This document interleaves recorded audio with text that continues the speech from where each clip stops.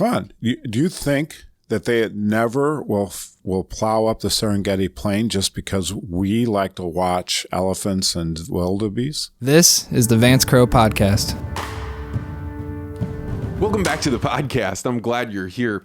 This week, I'm doing something I've never done before. I have a guest on that I've had on before, Dr. Doug Sammons, who is a world-renowned chemist and a fascinating, interesting guy that has heterodox takes on everything you ask him about. If you went back to that first interview with Doug, you would see a white belt trying to put together a podcast. I had one camera and one microphone that we sat in between the two of us.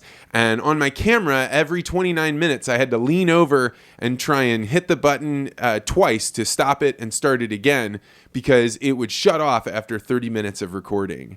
And this was really distracting. And I'm trying to interview one of the world's leading biochemists. And every 29 minutes, I have to ask myself, am I going to get cut off? Is it going to shut off?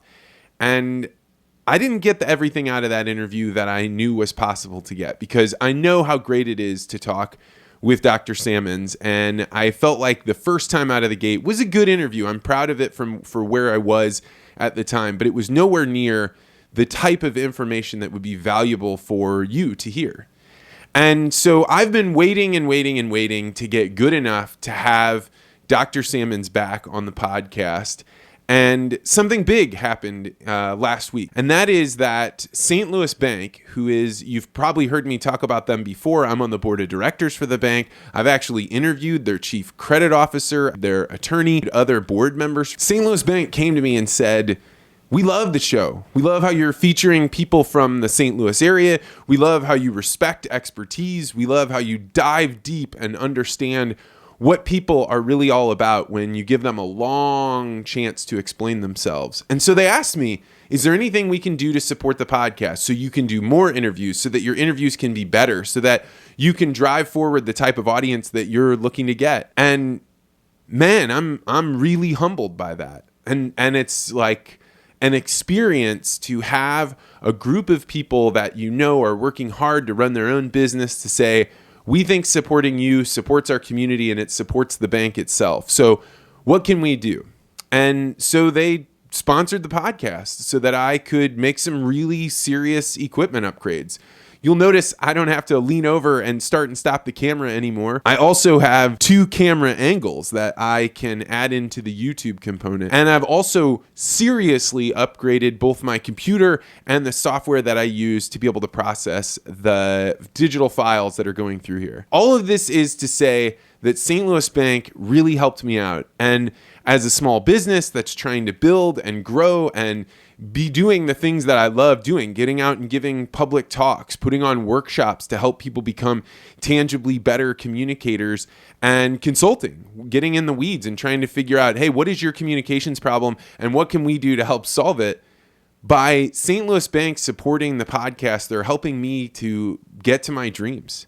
And I am really grateful for it. So I wanted to make sure that you knew firsthand that they have been a big supporter of me. And if you are a small business and you see a way that banking services, maybe that's helping you with payroll, maybe that's holding your deposits, maybe it's helping you get lines of credit so that way you can make some big improvements in the way that your business operates, then I suggest checking out St. Louis Bank. I am grateful for their support, and I hope that you will support them if you're in the St. Louis community and you're in need of banking services. But I have to say, for this podcast, I could not be happier that I was able to give 100% of my attention to Dr. Sammons, because now that I have this new equipment, I am taking this all the way. I am going to try and focus as deeply as I can. And my guest this week had a hell of a lot to say that I did not see coming.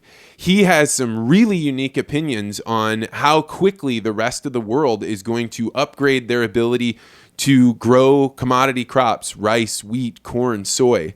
He has some pretty strong feelings about organic that I think are more balanced and more interesting and nuanced than any I've ever heard before. He has some thoughts that are really pretty heterodox about climate change, things I had never considered and now had to actually go and look up to make sure he wasn't pulling my leg about it. And finally, he talks about other staple crops, other crops that we could potentially grow as human beings that are right now weeds out in the world, vegetation and plants that are producing some kind of fruit that we do not even expect or anticipate we could eat, but maybe someday could be an important part of the human diet. This was one of those conversations that pushes the very envelope of what I know and what I'm capable of asking, but I had a blast. So I hope you buckle in and love this interview as much as I enjoyed doing it. And if you are one of those people that Doug Sammons has blocked on Twitter, we are still not to the bottom of this. We do not know why there are so many of you that have been blocked on Twitter by Doug. But I did open up the very first question of the podcast with asking Doug, why did you block all these people? So buckle in, enjoy the show, and thank you so much, St. Louis Bank, for helping me put this together.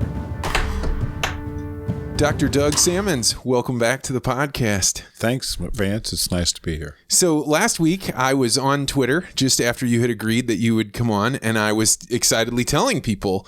And Twitter actually jumped up. There was a little bit of storm that I don't think you could have seen, because there was an uproar of people that said, I'd love to know more about this Doug Sammons guy, but I'm blocked by him. And there were like maybe 4 or 5 people that all sent me screenshots saying you blocked him at some point.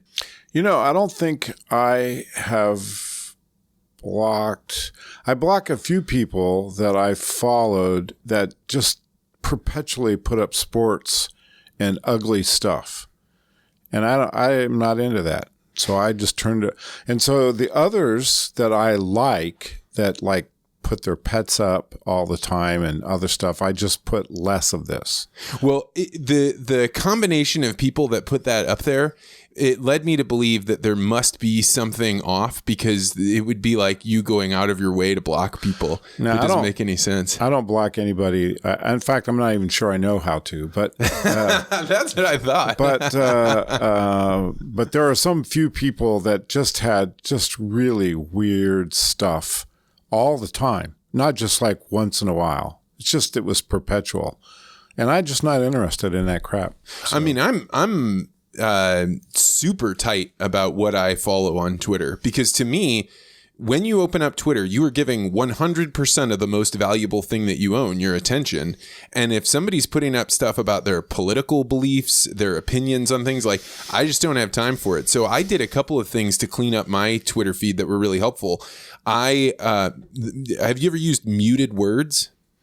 I don't know what it is. I've tried that on a couple of them. It is fantastic. So I muted a bunch of political terms, and then all of those are just knocked off into the waste bin. I never see them, and it's great. And that means there are some people that have some political opinions that I don't want to see, but anytime they relate to any of those political topics, they're just gone.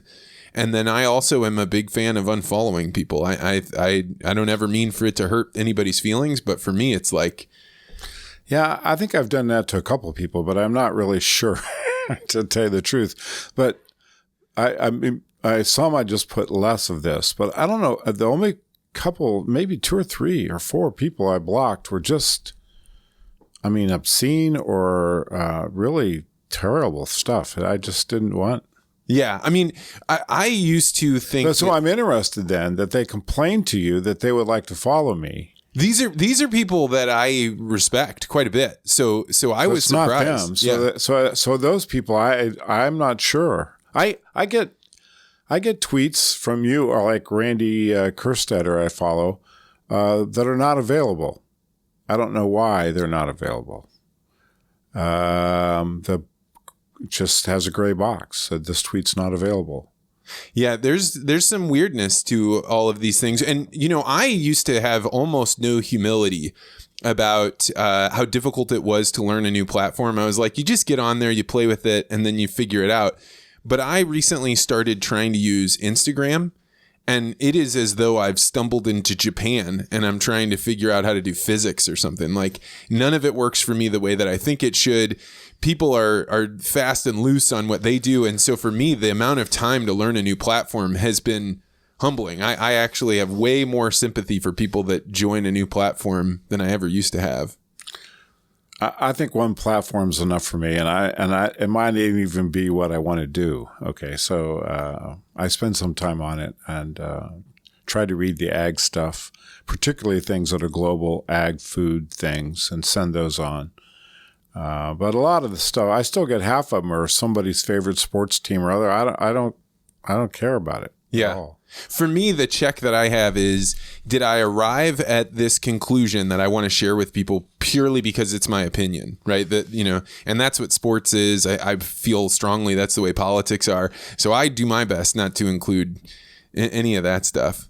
Yeah. So you and I met a couple of weeks ago, and we had a conversation that has rattled around in my head since we met, and I have tried to explain it to a couple of my friends, and I don't think I'm doing it justice. And it is the waves of technology that have impacted agriculture.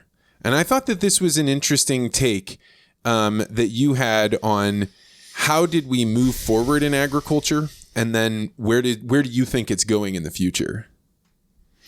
Well, it's an interesting thing. I mean, as a research scientist, the question is, what can you do that they need the most, right? And so I was trained basically to identify herbicides or to design and create herbicides.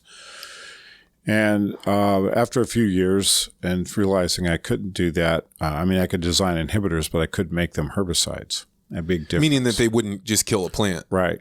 So then studied natural products, which led me into biotechnology. But trying, as you're in it, the goal isn't just to do what you're told, but it's to see what's next or what you should be looking at next.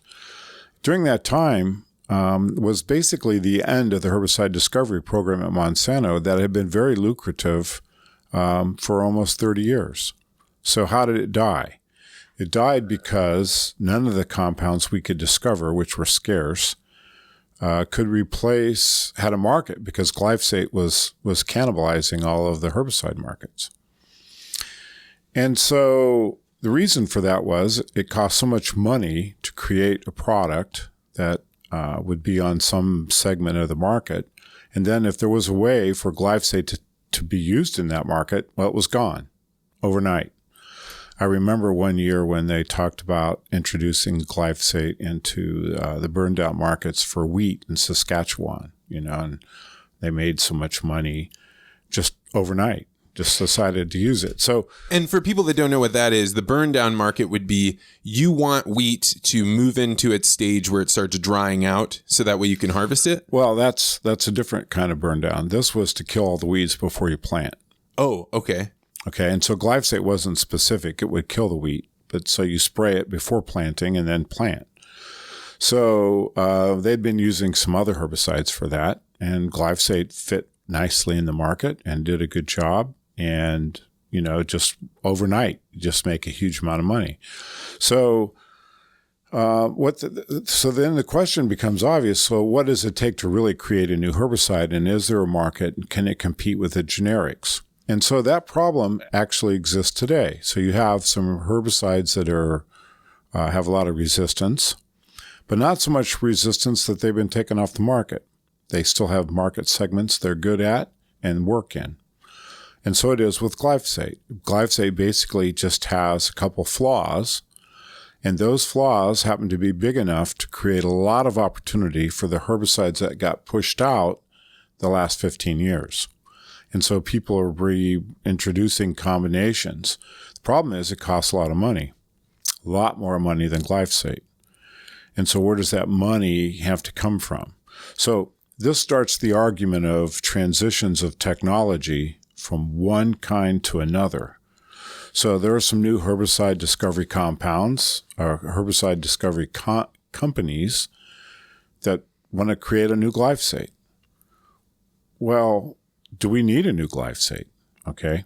Because if you spend $100 million in 10 years investment to make a compound, and somebody else in the meantime discovers how to kill Palmer amaranth specifically, glyphosate's new again. Which is the weed that's become resistant to a lot of glyphosate or to glyphosate. Right. And creates a lot of problem because it's such a terrible weed. So if that problem is solved a different way, you're just done. There's no. You've put in a huge amount of time and money. Right. So I don't think folks have thought clearly about how to really reintroduce chemistry. That's one problem. Second problem is who's going to pay for it. So if the cost of the chemistry is high, then how are the guys going to buy seed?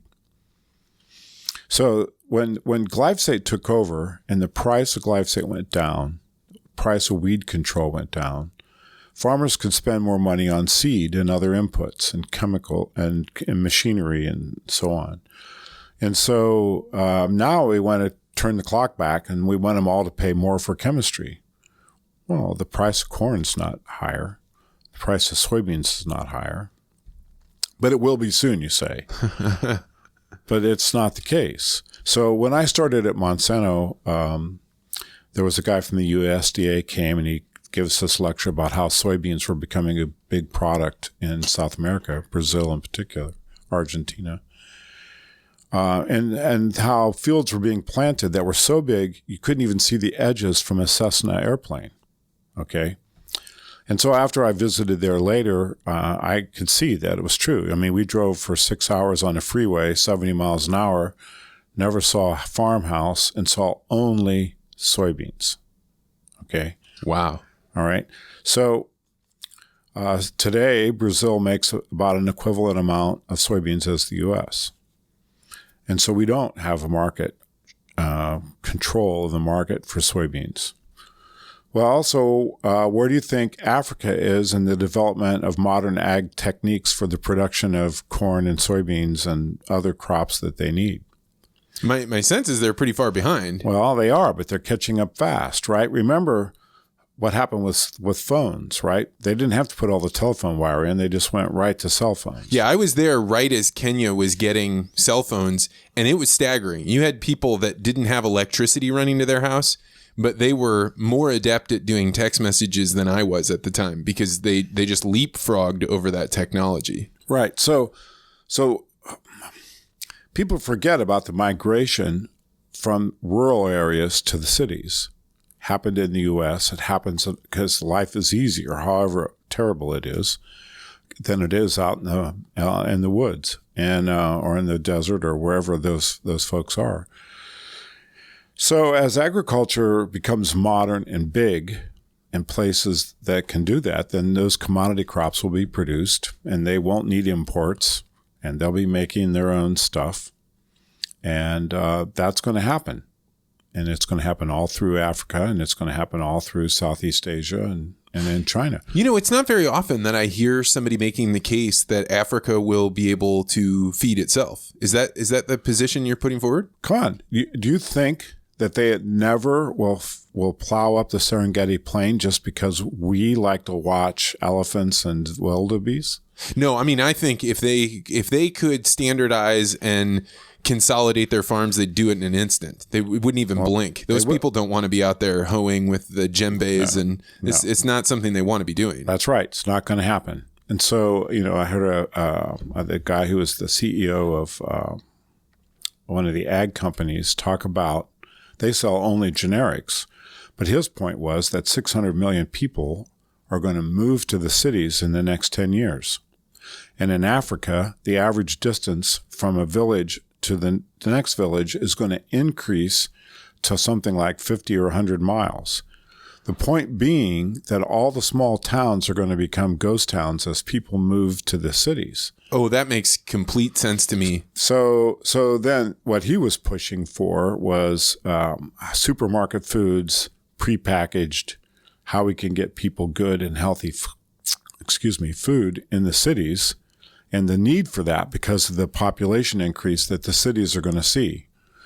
And I think that that's what's happened historically, and there's no reason to doubt that it won't continue to happen. And meanwhile, agriculture will be taken over by large conglomerate farmers, and they will grow large areas, and it'll be efficiently done.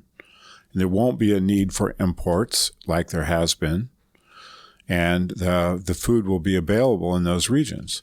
How dramatically will that reshape the U.S. agriculture market, since so much of our GDP is based on agricultural exports? Well, that's right. So let's just make sure we understand that in China, so for my last fellow presentation, I demonstrated that while the U.S. since 1970 had gone from 30 or 40 metric tons of corn to 400, China had gone from 30 or 40 metric tons of vegetables to 450. So the average caloric intake in China, if you go to that website by the Swedish guy, Gapminder, he's got the numbers there for you to look at. The calorie intake is now over, starvation. I mean, China's major goal is to feed their people, and they're going to do it one way or another. They are not going to be limited by what other countries want to give them. So when we put an export tariff on soybeans, I mean, where are they going to get them? They're going to get them someplace else. So they're setting up to farm in Africa. They signed a big contract with Ukraine to bring in corn. They're not going to wait for us to decide what whim we have to export to them. And so will the other countries. So U.S. ag, especially after this last series of tariffs, I think has really jeopardized our position, because once the Chinese learn how to grow their own soybeans, where else they can get corn, they won't need us.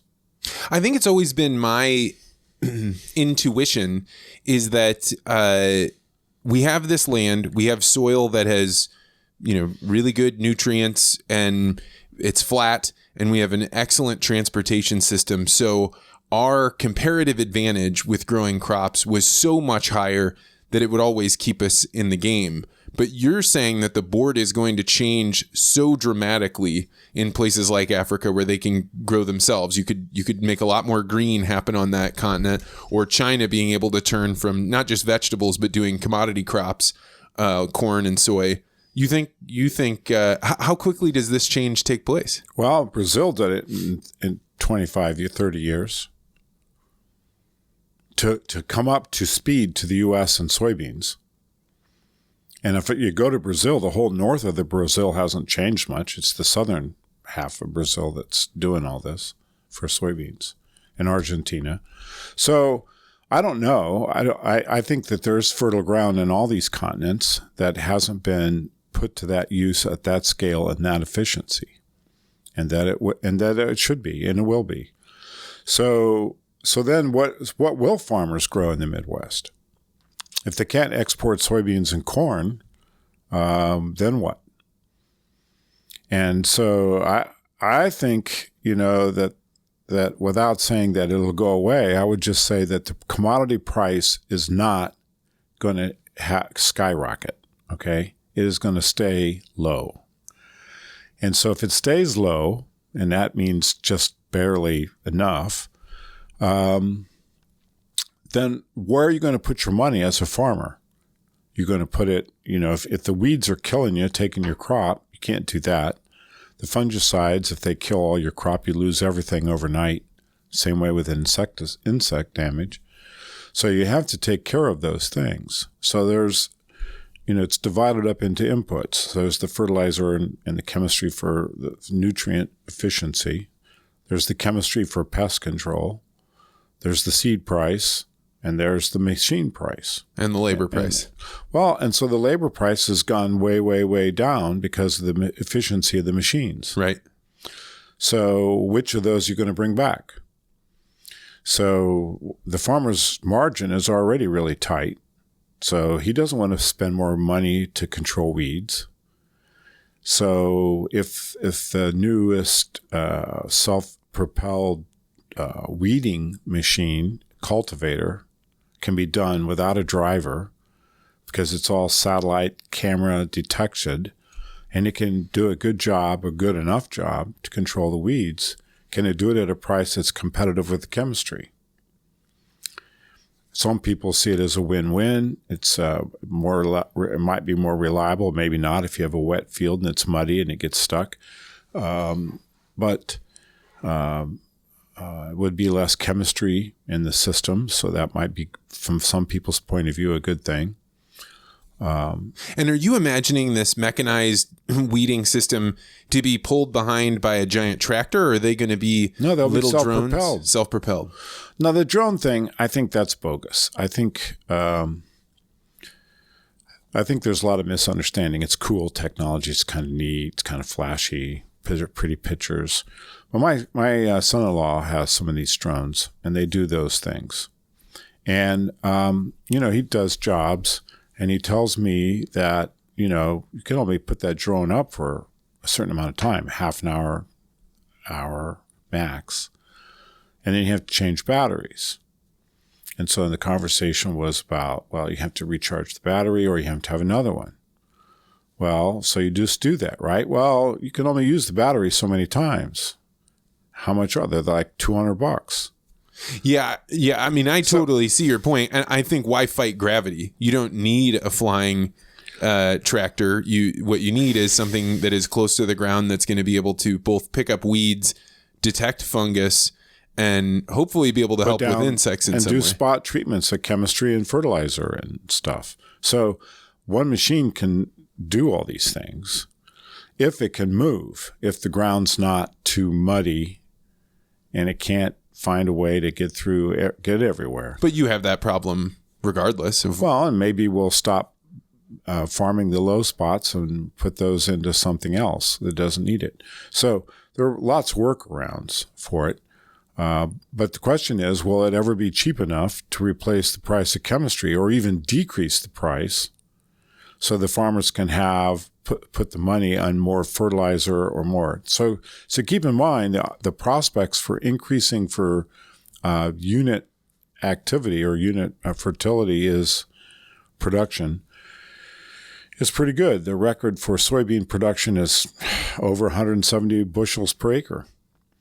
The average in the U.S. is around 40 bushels per acre. So there's a lot of room for improvement. So where is that improvement? Is it just in fertilizer, soil tilth, or is it some of it's in genetics, some of it's in weather, and so on? For corn, it's upwards to 540 bushels per acre. And so what's interesting about that, I studied that some for a lecture last year, and some few guys, 2 or 3 guys, were over 500. Another group of guys, 4, 5, 10, were 430. So the question was, what was the difference? That 100 bushel difference, what was that difference? And then after those 10 or 15 guys is another group of hundreds of guys at 230, 250, 270. So what that says is that a very high efficiency farmer does everything right can get to 300, okay, and into that range. You got to do something special to get over 400, and you have to have everything right at 5. So why not take it to 300 when the country average is already 170? It'd be a huge bump if just you double. Yeah, that's right. So that's not necessarily more space or anything. It's there. So that's the upside. So which of these tools is going to get us to that upside? Well, the price for is not the driver. I mean, it's still just a commodity. So, and the storage bins are still on the full side. So we don't need twice as much. If all the guys went out and made 300 bushels, we wouldn't know what to do with it. And the price would crash. Right? So I don't know. As waves of technology go forward, what the rest of the world is doing is going to impact our overall commodity price and our opportunity. And then our own improvements and our own competition and efficiency for production are going to affect the number of farmers that are there. You're saying something that I would imagine if I were a farmer toughing it out right now, imagining that we're going to get to $6, $7, $8 corn,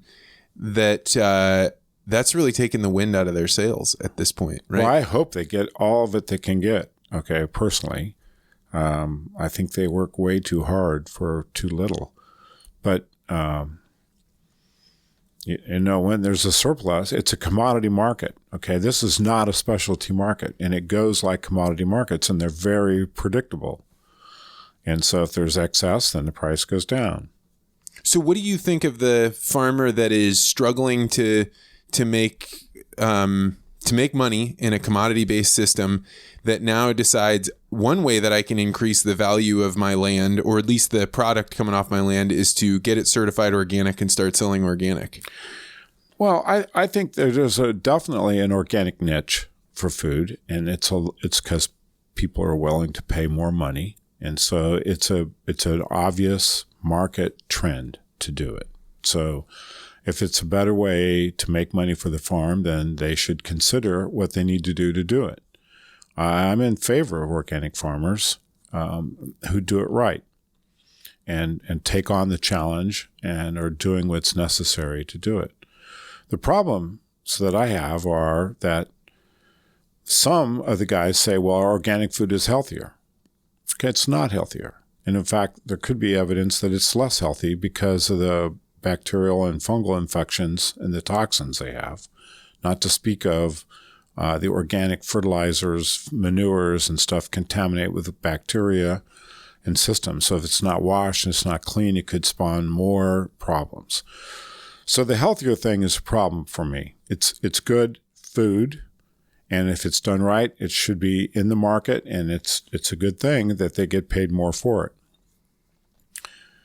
But the fact is, less drugs, less pesticide in it, that's not true either. There are a number of compounds that organic guys have okayed to use that are terribly toxic materials because they're natural. They're allowed to use them. And some of them, like copper sulfate, are terribly toxic to the environment, and they're allowed to use. So the idea that there's no pesticides or no chemical control whatsoever is wrong too. So it's a lie.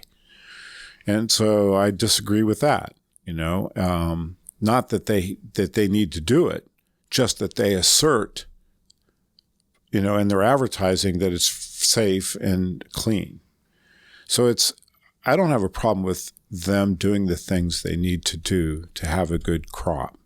I have a problem with the misguided definition of it, what it is when it's not that. My biggest problem with it is a matter of integrity, and I don't see a way around it. And that is one of the big reasons that retailers can charge more for it is that people have been made to feel like the organic is either pesticide free or it's somehow, like you said, healthier, more nutritional. And so the people that are making more money off of that are making more money as a result of marketing that has been done to people that now become afraid of the traditional food or the conventionally grown food. And also, like, by taking those margins, by making more money, you're giving up part of your margins to a marketing campaign that continues that cycle. And you could say, well, I'm not doing that, but there's no other situation that we sit and let people say, you can profit off of somebody else telling lies about your thing and still say that's okay. I'm not facing losing my farm. I don't have any of those pressures on me. But when I see it, it's hard for me to square that. I really struggle with saying that that's not a matter of integrity. Well, I don't know. And so then there's a third part, and that's the labor. So you can only spend so much money to produce these crops. And if you're not going to use chemistry to control the diseases and the insects and the weeds, then you have to use fingers. And my daughter went to live on an organic farm. Did she really? And, she worked for 3 months. She lived in a barn over a chicken coop. They had an outside latrine and an outside shower. Okay. So yes, the food was produced because they went through it and they picked everything and hoed everything and did all the work by hand for like $9 an hour. And they worked ferociously long hours, dragged it all into Chevy Chase farmer's market and sold it for $5 a pound for tomatoes, making thousands of dollars for the farmer. So who could sustain that? Well, he figured out a way to sustain it by inviting college students to experience the organic farm system. So students were, perpetually signing up to come there to work for a month to find out what it was like. Okay. So he had an itinerant group that were dedicated to his cause, that he could pay a substandard labor to, who were willing to live in substandard living conditions to provide a product that he was going to make money on. Now, so where did the integrity go there? And so I complained to my daughter that this wasn't sustainable, that the workers' lives were being taken advantage of. And she said, well, there was a farmer next door who tried to build a dormitory and so forth for his workers to live in, but he went bankrupt because he couldn't afford to provide those facilities. So everywhere in this organic market, if you're not going to use modern chemical ag, then what are you using instead? You could use plastic, so that's a good alternative, but it's not so good for the environment. So there's kind of a contradiction there. Meaning that you cover over all of the ground that isn't where the plant is coming up that's got the crop, and then the weeds underneath just can't grow. You could use mulch. So what happens to the mulch and why do you replace it? Well, because it's mineralized to CO2. So we're all trying to conserve CO2. So you can shade out the weeds by putting down mulch. But what about the other diseases, fungal diseases and insects? They have to be picked off, or something. So I just think it's a little disingenuous that for an organic farmer, even if he's doing it right, to the margins, I guess the large scale guys who are trying to do it right have figured out how to manage the labor and the growing conditions, so that they can make a profit at the higher price. And that should be good if they can. But I'm afraid there's too much slave labor, or worse, and worse than slave labor. I think people who can't get free of it. So this is your only option, and you have to work hard, and you get some meager amount of money, and you can't, not even enough to get away from it, Yeah, I one time had a chance to go down to Yuma, Arizona, where that's right on the border, and about 80% of the salad vegetables that we eat in the United States from February through, I think, April or May comes from that area. And I saw in the morning, we went to the border crossing where they have Mexican citizens come across the border with papers, then they go to their work sites and they work. And I was like, this would be terrible. That would be really awful work. And I think it would be really tough. But we got to talk with the workers there, and they're like, this is so much better to have your papers and be able to come across the border and work here is 100 times better than working in a farm in Mexico. Well, that's right. And so it seems like a good thing, but it's still not fair. I mean, they should still pay a fair wage, not a Mexican wage. That's just lying and cheating and stealing in a different way at someone else's expense. And those people work terribly hard. Bent over cutting lettuce was just an insane I don't think thing. most of Americans could understand even what it's like to work one day as a migrant worker. I think an hour would that's not me being hyperbolic. When I was watching them bend over and cut the lettuce, it struck me that just the very act of doing that would be harder than any CrossFit workout that most people do. Like, that's no joke. Well, and so they work very, very hard. And so you're right. And so it's worse in northern Mexico, where farms are growing organic foods that they ship to California for a high price, and the workers are treated worse. So it's hard for me to come to terms with that. I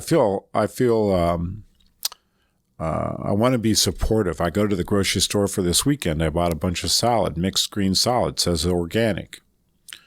So it's probably produced in a large scale greenhouse-like highly controlled condition, probably highly mechanized, washed several times and then cleaned up and packaged all automatically.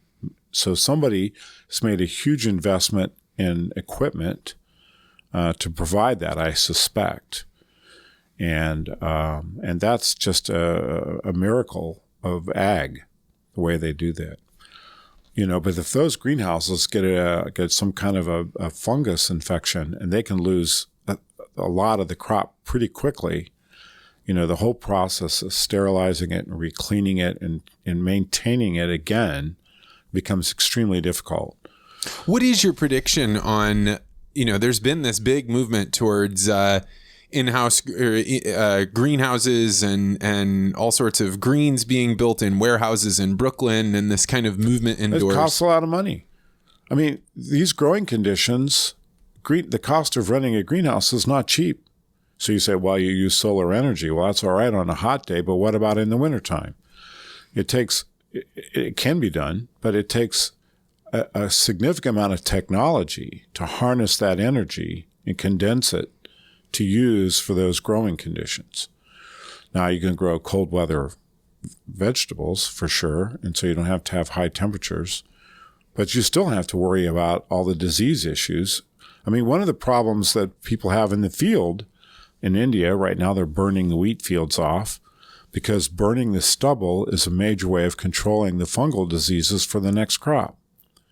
If you don't, you just leave the stubble there and plant into it, then your chances of losing your crop to disease are very good.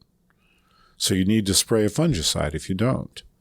So you can't have it both ways. If you're going to grow anything over and over and over again in the same space, it's eventually going to get infected. And then keep those infections out is very hard to do.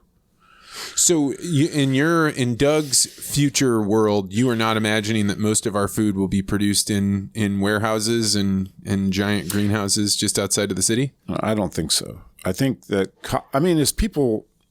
those places are productive because they found a market niche or a way to be competitive price-wise. Okay? As people solve other problems, how to prevent disease and grow crops in the field or in other parts of the world, and transportation becomes the limiting price, then that'll be harder for them to compete. So I think that not all the problems in ag have been solved. There certainly are lots of problems to solve, and some of them are these diseases. And as people get a better feel for how to control them in the same area, in the same over and over and over again, then I think that'll be a big, giant step forward. When you talk about diseases for plants, I think most people don't have a sense for it. I now can look back with a sense of embarrassment of right before I started working for Monsanto, I went up to visit my brother who keeps cows. He raises grass-fed cattle and next to a cornfield. And I was looking at some of the corn and was like, oh, that doesn't look very good. And he's like, oh, yeah, it's sick. And it had never crossed my mind that plants could get sick or have some sort of disease. So for anybody to have a strong sense of like, what is the actual danger of a rust coming through and annihilating crops, it's not even on their radar. They don't know to be afraid of it. How real is that as a possibility? It's real. I mean, the biggest, most recent example, not that there are others I'm not aware of, is the failure of the wheat crop in Russia. And I think it was 2012.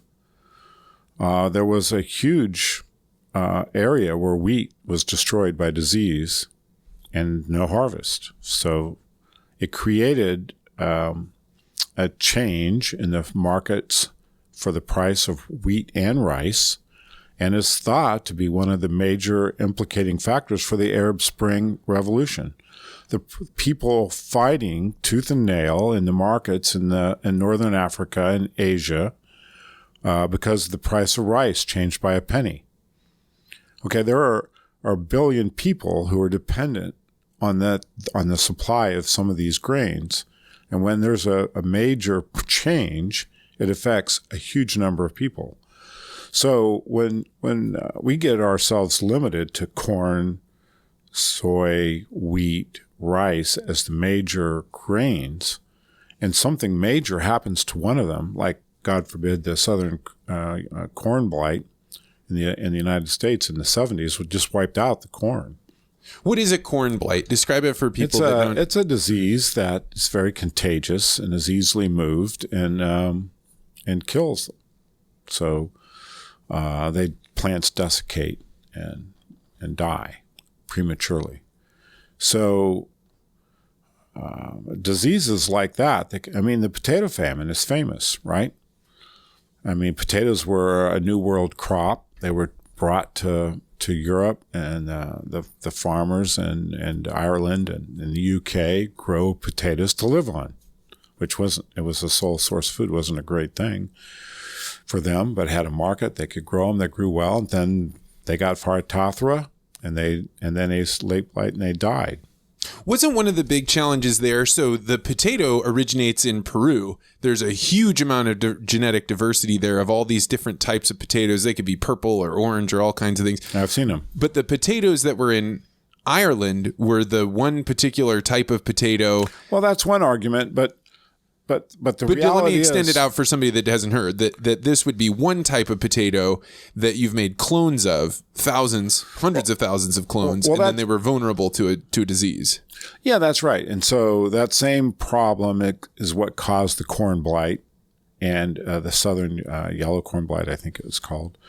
But other famines that occurred were rustas was when you have too much one set of genetics, either from cloning or something. So that's right. And so there are some breeding strategies around that, and guys are working furiously to do that around the world and making rust-resistant wheat and so on. So yeah, that's an active area of research in agriculture because of that problem. That's right. But the consequences are still there when they happen, and they can be biblical scale famines. And so when we limit the total number of crops we grow that we depend on a large scale, then I think we are more at risk of a major famine. Can you imagine a world where there's a different commodity other than soy, corn, rice, and wheat? Well, I think, yeah, I do. And I think that quinoa, which is a crop from South America, should be a commodity down there. And so if some other grain, sorghum, fails in the United States, well, it's not a big deal because there's surplus quinoa from South America. So I think that every country should be developed agriculturally to maximize production of the crops that grow well in their geographies, that their cultures have adopted and are used to. And in this way, fewer people will be at risk if there's a failure of any particular one segment. I was at speaking of quinoa, I was at this gigantic baking conference in Las Vegas a few months ago, and there were some guys from Canada that were saying we are the same latitude away from the sun, I think, that Bolivia is, and therefore we figured out the type of strain of quinoa, and so they're going for it. They're trying to start raising quinoa in Canada. Well, it's a combination of latitude and altitude, and so there are other places that are different latitudes but have higher altitudes that can do it. So that's just, there's two variables there. And you were describing the big problems that you think agriculture has to face.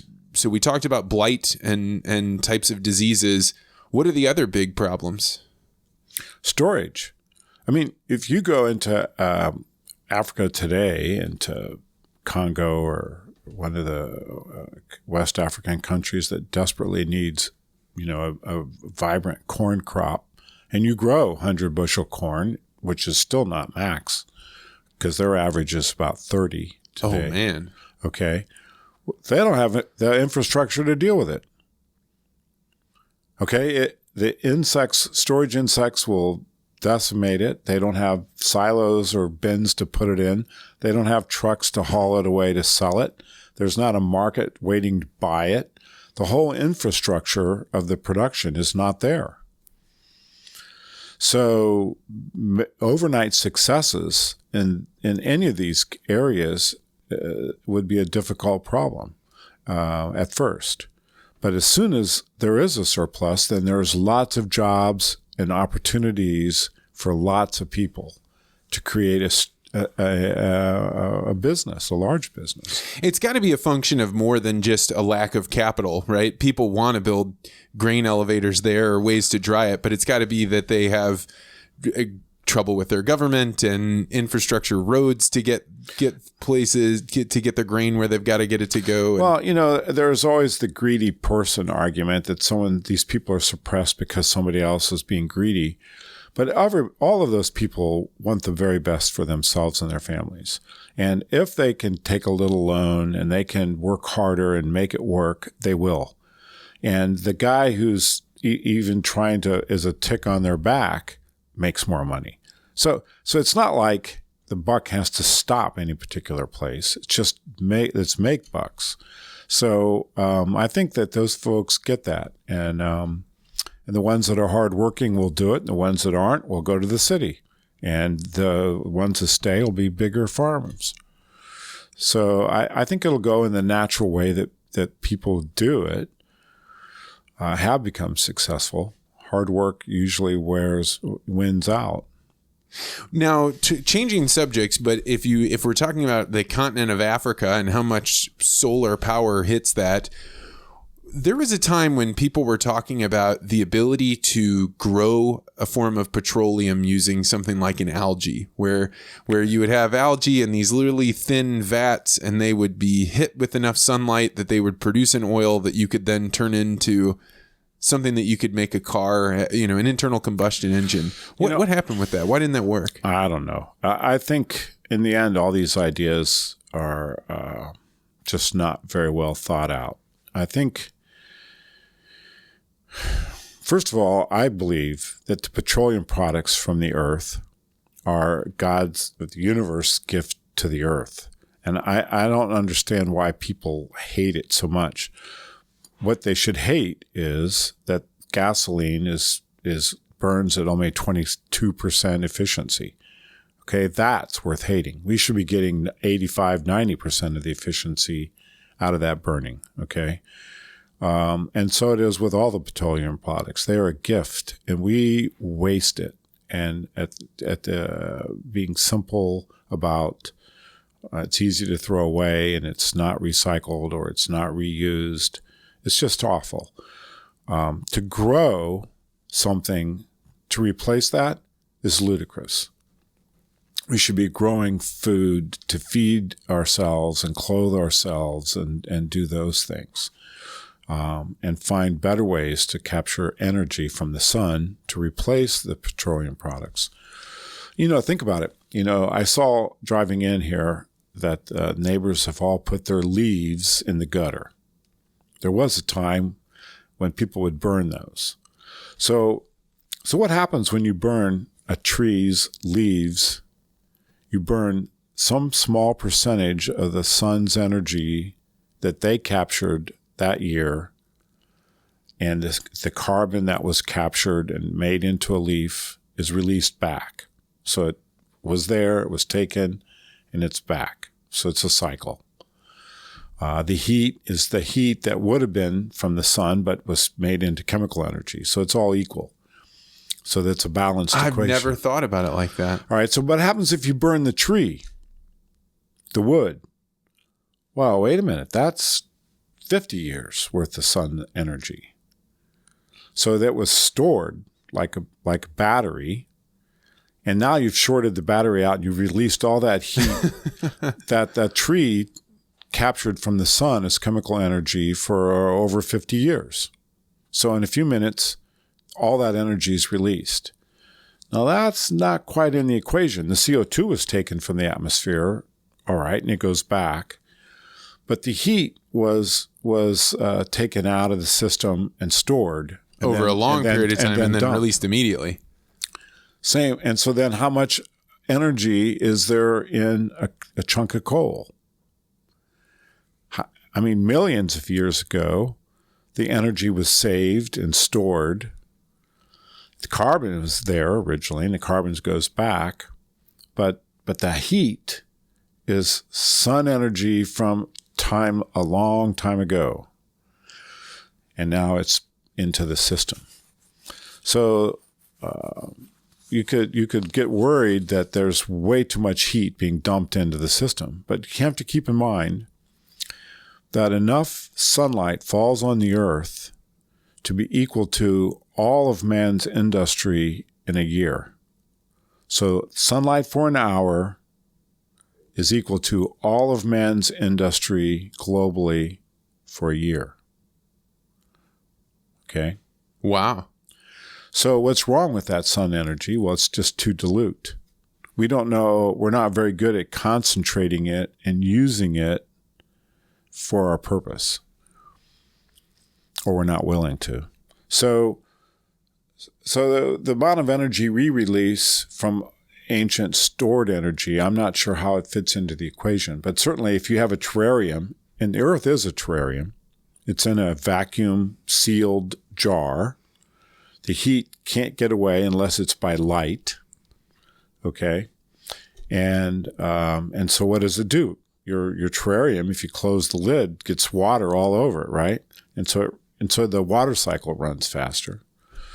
And that changes the way the heat is moved in the system. So how concerned are you about this seems to go to the obvious place of global warming or climate change. Is that something that keeps you up at night as far as concerns? No, I mean, okay, so the Earth has been warmer, and recently.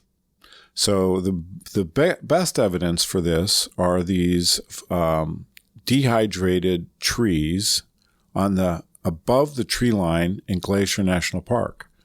So you go there, you look it up, and say, dead trees and glacier on the ridges, 2,000 feet above the tree line are dead trees.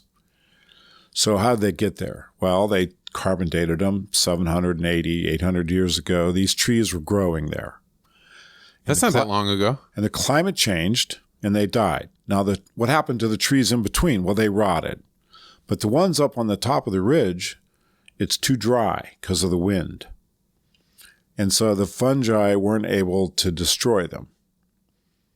So as little as 800 years ago, it was substantially warmer than it is now. Okay? So you can look up all the different degrees and so forth. And you can look up this notion about tree lines and different altitudes around the world, but it's true. So the question isn't that the world is warming. It certainly seems to be warmer. People are measuring it as warmer. And we don't really know what the cause is. I'm not sure that we should take all the credit. I mean, physically, the planet, its volcanic eruptions and all the other things that go on affect the Earth's temperature. So I'm not sure we should take too much credit. But what we need to do is adapt. And we're pretty good at that, and we should be focusing our energy on that. And one of the adaptations that we haven't taken on is the pollution that we've caused to the larger part of the Earth. So all the trash that's been dumped in the oceans and all the erosion, all of those things are things we should be focused on fixing. And I think we'll take care of ourselves, be all right. There'll be more severe weather. We'll have to adapt to build our houses differently. Instead of out of drywall, we may have to use something sturdier. But wow, that's the first time I've heard somebody say that one of the solutions to going forward is to build your house out of something sturdier than drywall. In Florida, they do. I mean, they build cinder block houses, and they have hurricane tied down roofs. And they survive them just fine when they do it. And so the terrible, terrible hurricane in the Bahamas devastated everything. But if you look at the video very, very closely, you see selected houses that are fine. Well, I suppose there were some wealthy people there that had just put more energy and effort into building a sturdy house. And it survived it. Yeah, there's a huge difference between the houses built in the late 70s and the early 80s. And there must have been one hell of a hurricane that went through, because the ones now built 80s and beyond, they're pretty solid when you go down there after a hurricane. Right. So I think, this is a combination of economics and people's ability to do what they can do to have what they want and what's possible. So I think a lot of that can be worked out. And for the better. But in the meantime, there'll be some suffering. Speaking about in the meantime, when you and I last saw each other, you were still getting a little bit used to retirement, but now you've been in it for 6 more months than when I saw you before. What are you doing with your time? How does an agile mind like yours keep occupied? I don't know. I do review a few papers, and I enjoy that. This weekend I was fishing. And I don't think I've learned anything about fishing. I mean, how can you go fish all day long for 2 days and catch one fish? Right? You better enjoy your company. So we talk about all this high technology, and I can't figure out what it takes to get a fish to and I have spent quite a lot of money on trying to figure that out. So the weekend before, I was taking a woodworking class on using a lathe, and I enjoy my woodworking classes. And then with a family in the garden and taking care of some aged parents. So you're doing woodworking. Was that a skill you had before you retired? It's something I've always wanted to do. So I've been. Seems like a good old man kind of get into the shop and get away. I remodeled. I mean, my dad and I built a house like this stone house you have next door. We built when I was a kid, and I remodeled an old farmhouse, and I've built my current house with a contractor.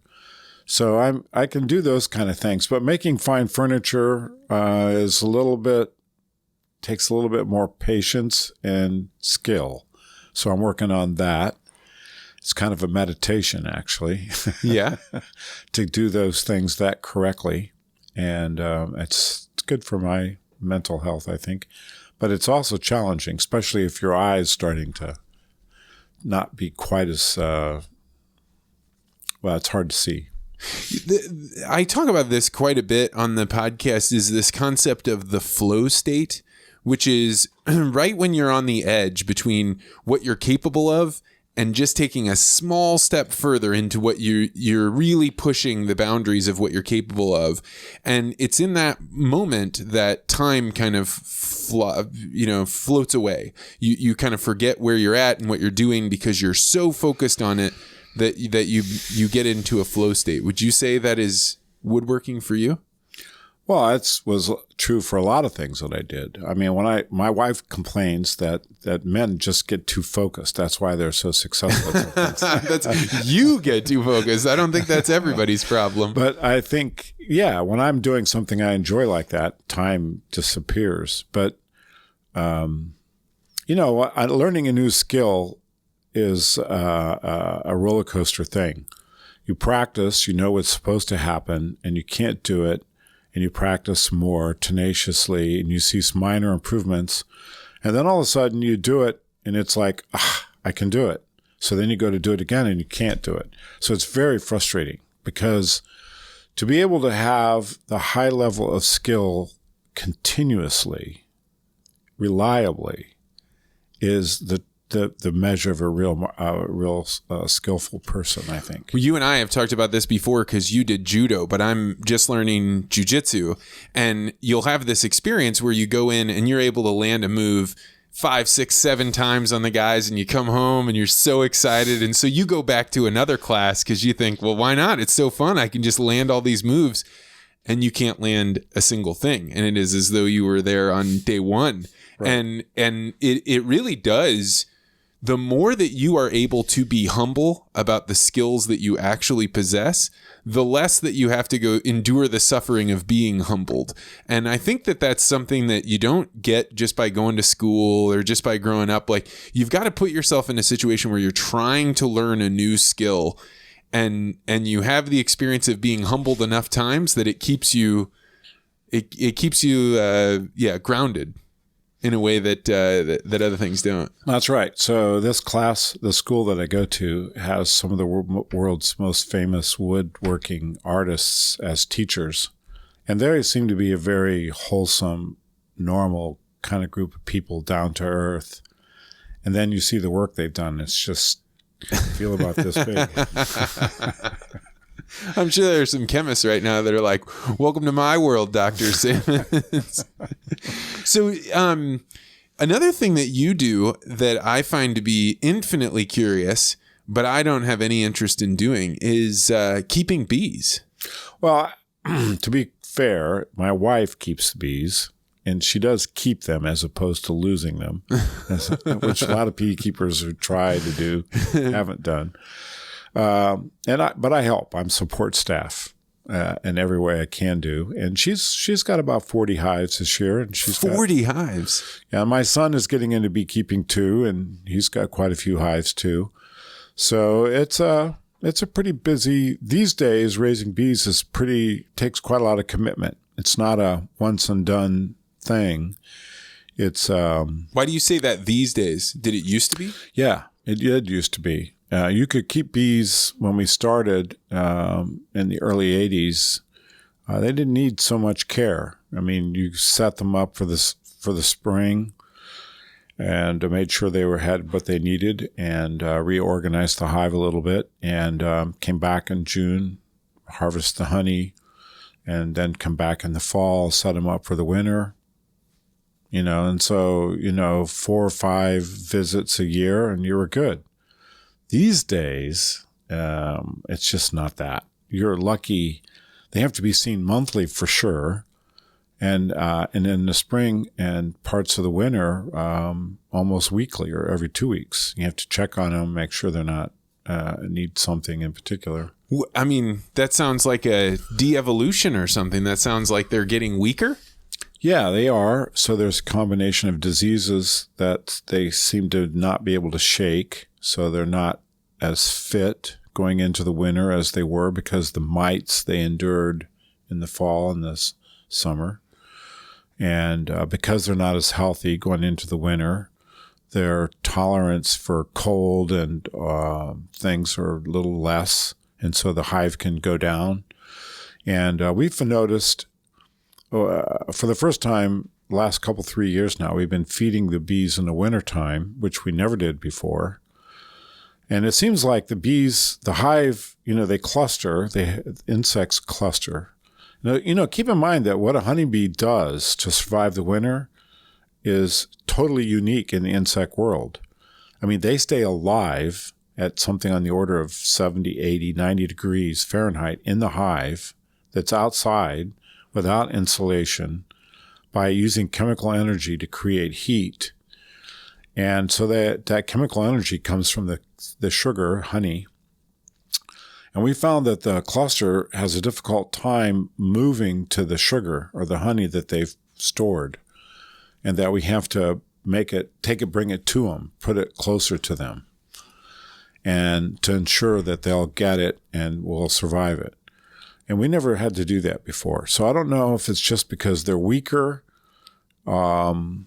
Is the fitness challenge, is that because there's more bee hives than there used to be? Is it that we're carrying more bees than we used to, and therefore more weak bees get through the system? Or it seems to me to be baffling that you could think that just in your wife's lifetime of caring for bees that they'd get weaker. It seems almost impossible. They've had a couple epidemics of diseases. I mean, when we started, there were not Varroa mites in our hives. And so we lost all of our hives, 7 of them, to Varroa about 1986, 7 or so. We just put them to sleep in the fall, and we went up in March to check on them, and they were all dead. It was a real bummer, and we had to restart. And so we've had mites, been fighting mites every year since that, and constantly, and different remedies. And so treating for mites chemically is, you can't collect honey if you're doing that. So you have to treat, take the chemistry out, then you can let them make honey. But now the mites grow. And so there's this give and take in managing it so that the bees are in good condition by the end of the year. It's difficult. It can't be done just casually. It strikes me that bees are like keeping livestock, but it's not like keeping a cow. Certainly not like having a pet like a cat or a dog where you can look and say, oh, that's cute. But people have a really strong connection with their bees. What do you think is the driving force there? I don't know. That's interesting. Having raised animals and our bees, we're attached to our bees in part because it's a possession that you've worked hard for, like a flower. You know, if you grew something and you were expecting it to bloom and, if somebody came along and cut the bud like your local deer, you're not happy, right? Yeah, I grew tomatoes this year. I grew Klee tomatoes, and there was something about giving them away that was, I mean, on the one hand, I loved it. It's fun to give them away, but then you're like, will you really appreciate just how fantastic this tomato really is? Well, I think so. There's a possession thing there and accomplishment. So it's a measure of success. And so when the bees fail, you failed, right? So you haven't done something right. So I think that kind of goes together. But, honeybees people like honeybees because they're somehow associated with purity and goodness. As pure as honey, it's this oh, thing. Yeah, that's true. It's kind of a organic, pure thing. Every pesticide in the United States is tested against honeybees. It's probably one of the most tested organisms on the planet. Everything is tested to see if it's safe for honeybees because people like honeybees. They're pollinators. They're important. They pollinate quite a lot of our food. And so Jerry Hayes used to show these plates of food with and without honeybees, it makes a big difference. But for us, I mean, the pollination, I don't know, they do the local area, but not, I do my garden some, but not. So speaking of pollinators, what do you think of the tremendous efforts that are going into protecting monarch butterflies, which are said to be it's all good pollinators? And why not? I mean, why not? I'm not sure it'll be successful, but well, you're a chemist that worked pretty hard to find chemistry that would knock out milkweed, and now we're going and replanting it. Well, some people are. I mean, there are large areas that aren't in agriculture that monarchs can go to, and fence rows still have milkweeds. I have a lot of milkweeds in my garden. The damn things take over. They have a rhizomatous mass, and so you let one milkweed grow here today, and next year you'll have a ton of them all through there. What does that mean, a rhizomatous mass? It's got a root that goes horizontally and then sends up shoots. Oh.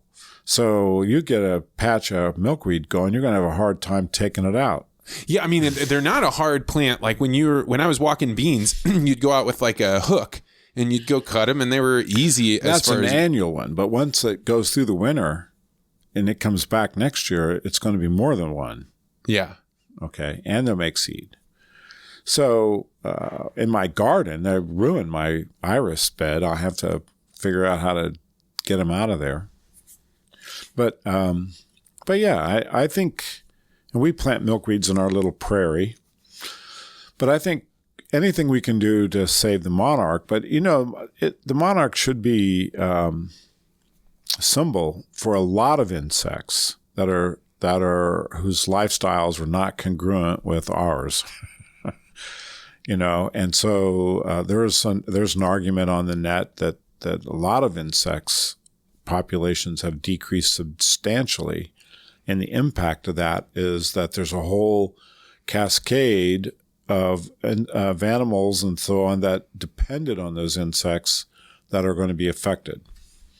So it's not just pollination; it's the bats that feed on them, or the birds, the flycatchers that feed on them, and who feeds on them, and so on. So there's lots of insects. Insect populations are down. Are you worried about them? I think some of them, yeah. Some of them are very specialized. You want chocolate? There's a particular fly that pollinates chocolate flowers, cacao, and it's not doing very well. And so then somebody's going to have to pollinate them by hand if they can, but it's a very difficult process. So speaking of endangered plants, I think you and I have spoken before about that all the bananas that we eat now are genetic clones. They're the ones that were the bananas that survived the giant blight that knocked out all the bananas in Central America. I don't think that was me, but it's true, yeah. So I heard that there is a blight that has now made it to South America that may wipe out the bananas. What do you know about this? I don't know much about it, so I can't really speak to it. I've seen that. I don't know. I know that when I was in Peru, we were served a meal that had bananas, and there was a nice, thick, big banana that was served that had pink flesh that was delectable. It's one of the best bananas I've ever had anywhere, and I want to buy them here, but they're not available. So I know there are a lot of varieties of bananas, so I don't know if they're all affected or just the ones on the plantations. I know in Africa, they've made some kind of a hybrid banana that's like 4 times bigger and better than anything, the banana trees, and they get very much larger harvests from, and they're trying to get that growing on all the plantations. But otherwise, I don't know much about it.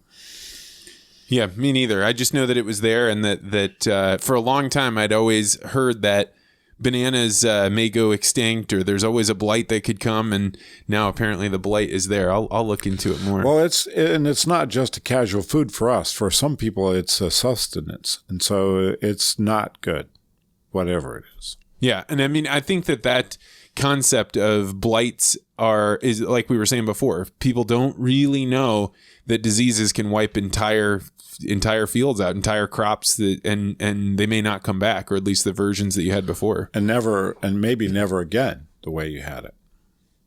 What do you think of like the seed banks that are going on like this? I can never remember how to say it. It's the one up in Finland, or up in the Arctic Circle, where they try and capture all the seeds. Yeah, I think it's great. I think that significantly more effort should be put into it. And I think that there should be institutes that study the genetic properties and attributes of those plants that we haven't been able to take advantage of.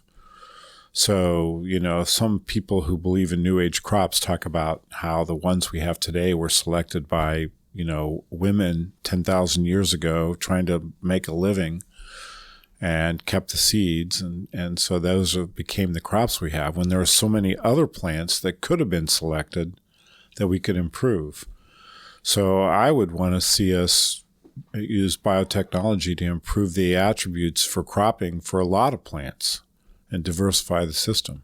Plants that we don't think of as edible, or we don't think of if you saw a primitive soybean plant, you would be aghast how different it is from the soybeans we grow today. Yeah, I've never seen that. I've seen teosinte. It's kind of a viney little plant that grows on the ground. And teosinte in corn's the same way.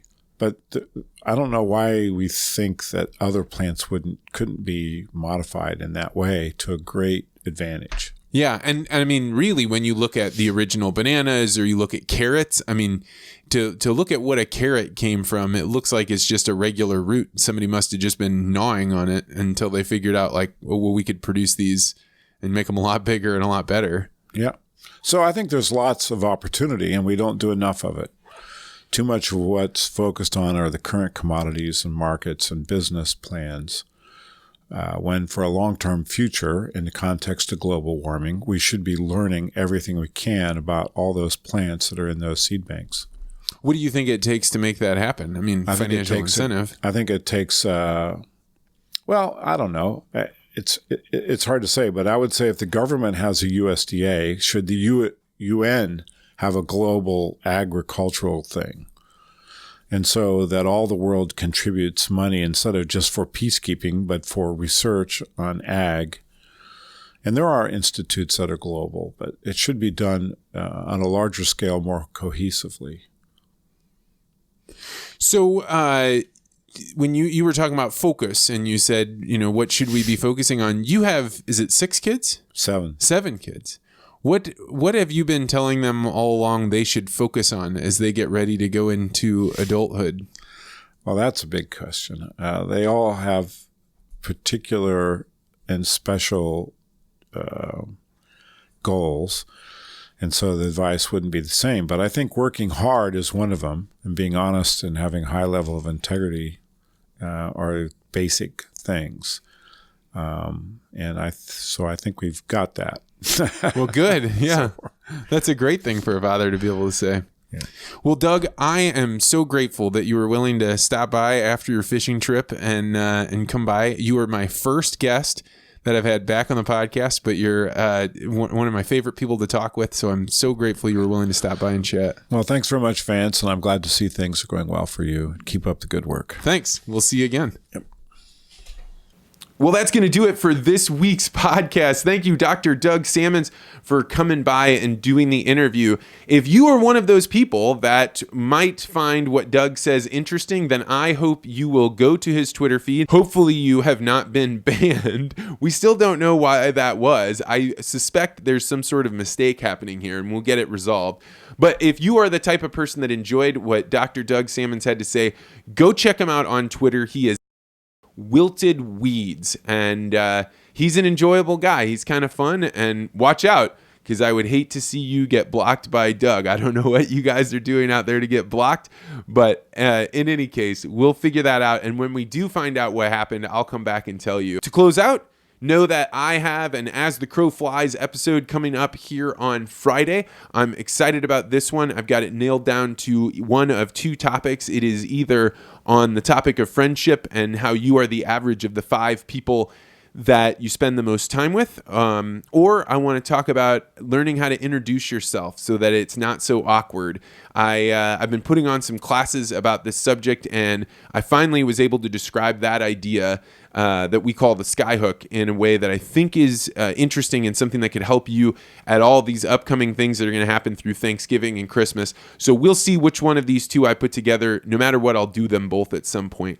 I love to hear your comments on Twitter. I am at Vance Crow.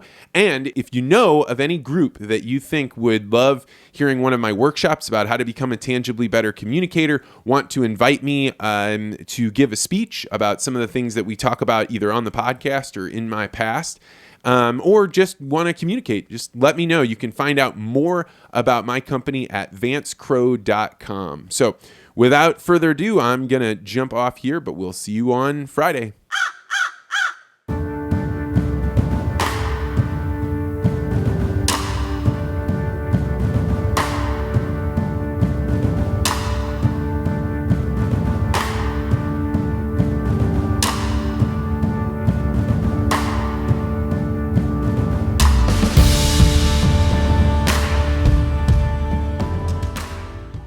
At